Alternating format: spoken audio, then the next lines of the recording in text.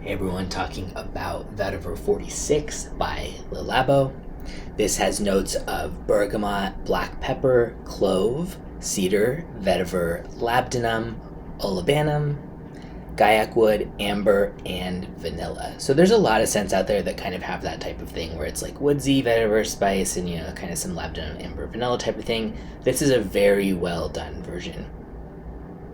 It leans much more into the dry woods kind of side of the vetiver scent rather than the grassy kind. Vetiver can manifest in so many different ways, but kind of the main three that come to mind for me is like sort of a dry woodsy scent, 1, 2 really oily and thick and almost like gasoline-ish a little bit, and 3 really grassy, like just dry grassy on a hot day sort of scent. And yeah, this very much leans into the first one, the dry woods type.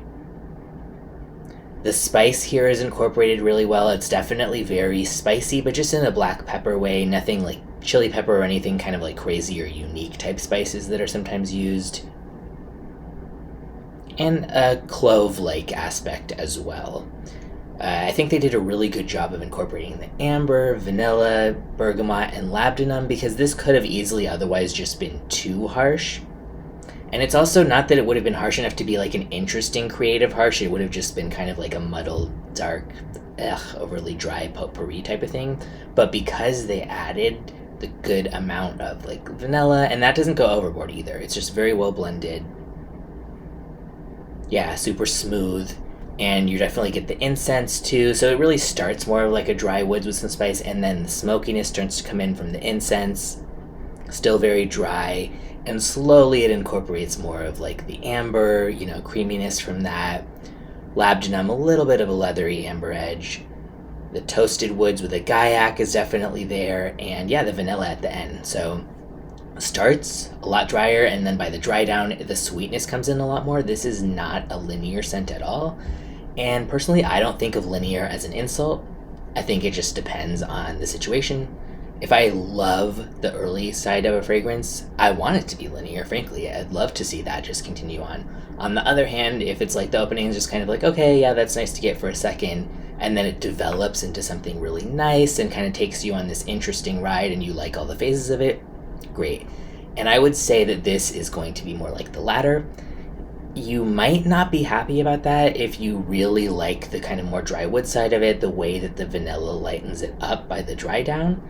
But I think that it's done in a well enough tempered way that you're not going to feel like, this turned into like, some just completely vanilla-y scent or something. This is definitely masculine leaning to me. Anyone can and should wear it, but to me this is a very classy and refined masculine leaning scent, meaning also mature leaning, not in the sense of senior citizen or anything like that, but just not something that like a teenager would just put on before going to school or that you'd wear to the gym, that's for sure. Also, this is much more of like a cold weather scent for sure.